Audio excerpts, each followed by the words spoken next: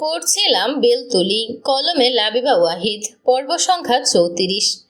প্রাপ্তবয়স্ক এবং মুক্তমনাদের জন্য উন্মুক্ত। অত্যন্ত সেন্সিটিভ পর্ব। নিজ দায়িত্বে পড়ার অনুরোধ থাকলো। তোর রূপের খুব দেমাক, তাই না? এবার থাইকে দেখিস এই চেহারাতেই মানুষে থুথু ফেলবো বলেই মৌনর দিকে জাবির অ্যাসিড ছুঁড়ে মারল। সৌভাগ্য নালে কি আল্লাহর অশেষ রহমত, এমন এক গুরুতর মুহূর্তে মঞ্জু একটা ভুল করে বসলো।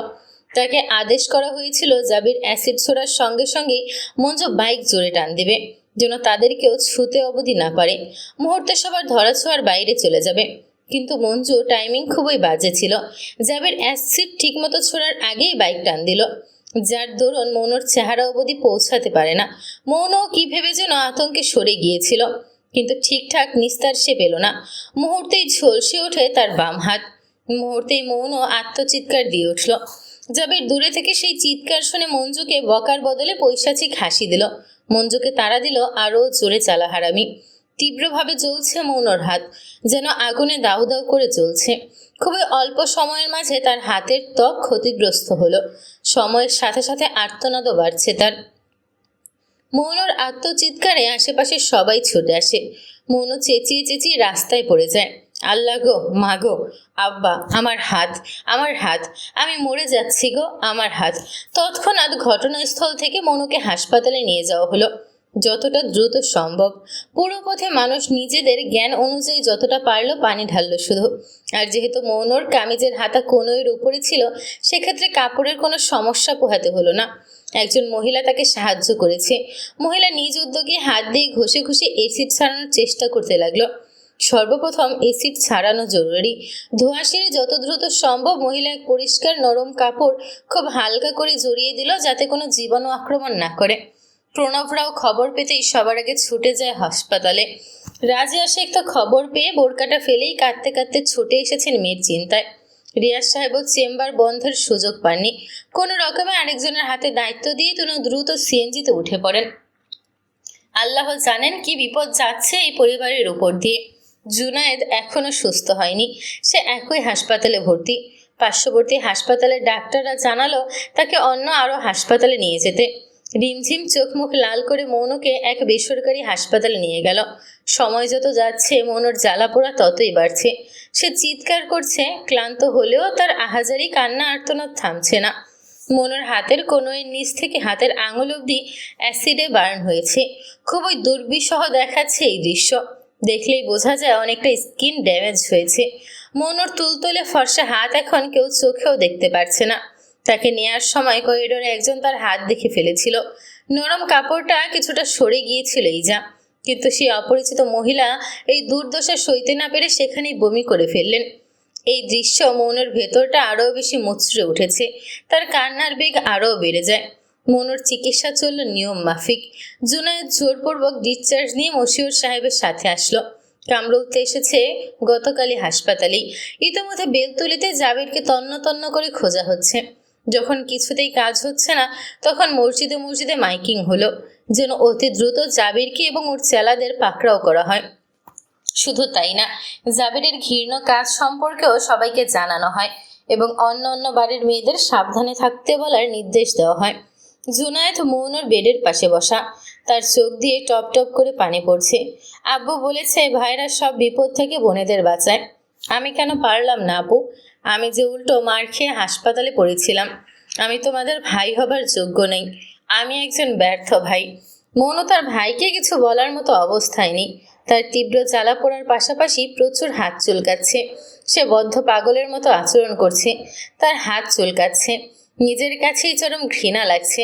সে বারবার নিজের ডান হাতটা দিয়ে চুলকাতে চাচ্ছে, কিন্তু তার ধরে বসা রিমঝিম তার মা। মায়ের কান্না তো থামছেই না। রিমঝিম চোখ মুখ লাল করে বারবার মাকে শক্ত হতে বলছে, কিন্তু সন্তানের এই দুর্দশায় কোনো মাই বা মেনে নিতে পারে? বাইরে সাংবাদিক কিছু এসেছে, তারা এই পারিবারিক ট্রমার মাঝেও পরিবারের কাছে আসার চেষ্টা করছে, মৌনার সম্পর্কে জানার চেষ্টা করছে। তাদের তো রমরমা নিউজ করতে হবে। সে পরিবারের পরিস্থিতি অবস্থা যাই হোক, তাদের জিজ্ঞেস করা লাগবে কি হয়েছে, কেন হয়েছে, তাদের অনুভূতি কি, এর মতো জঘন্য সব প্রশ্ন। কিন্তু পুলিশরা তাদের আটকে রেখেছে।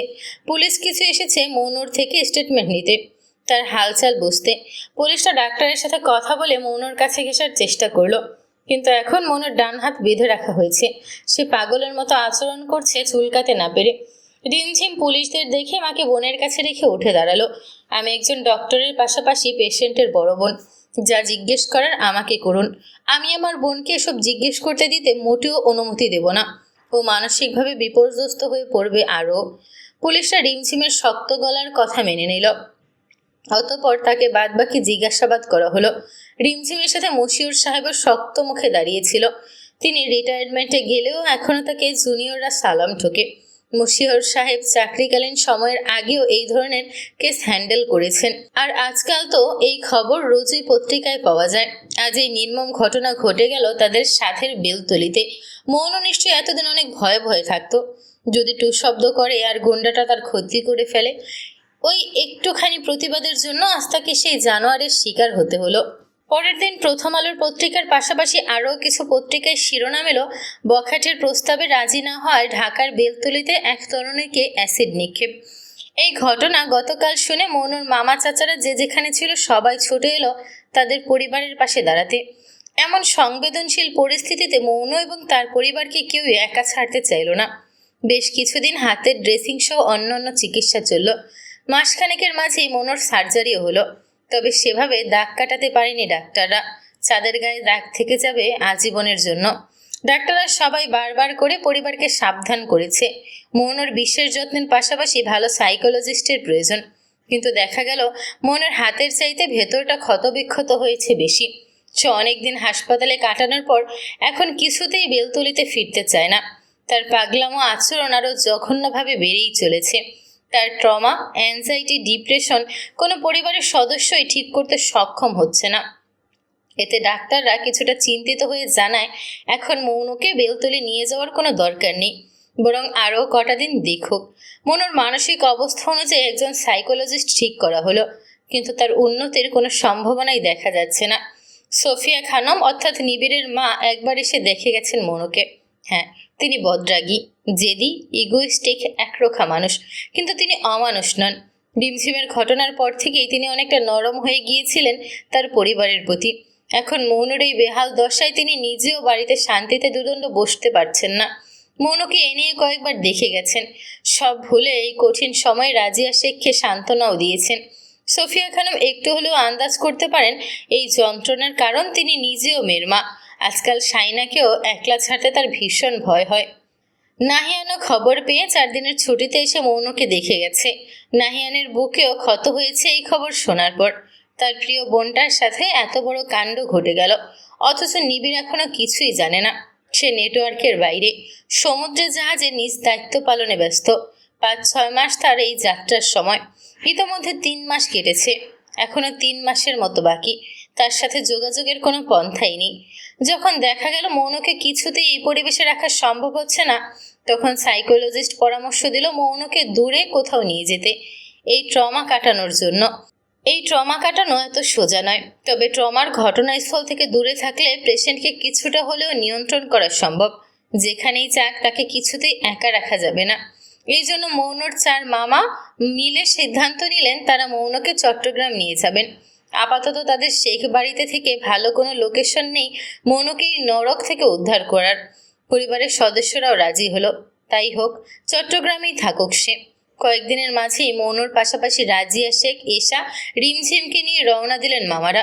পুরো পথ মৌনকে ঘুমের ওষুধ দিয়ে রাখতে হলো। বড় মামা তার পরিচিতদের দিয়ে চট্টগ্রামের ভালো মানের সাইকোলজিস্টেরও ব্যবস্থা করে ফেললেন।